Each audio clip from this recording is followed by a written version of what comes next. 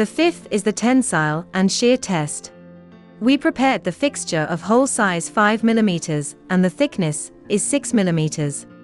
We use riveting tool to set the BBMG 4.8 by 12 rivets on the test fixture and put it into tensile machine.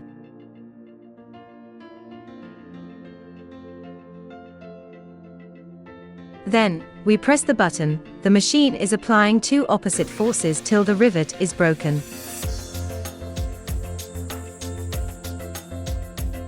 The first result is 5,243 newtons.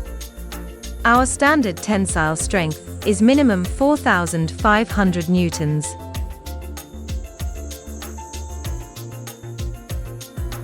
The second result is 5,030 newtons. Then, we put the fixture into the machine and press the button. Let it exert horizontally two opposite forces to the rivet until it is broken. Our standard shear force is minimum 4,000 newtons. The first result is 5,042 newtons.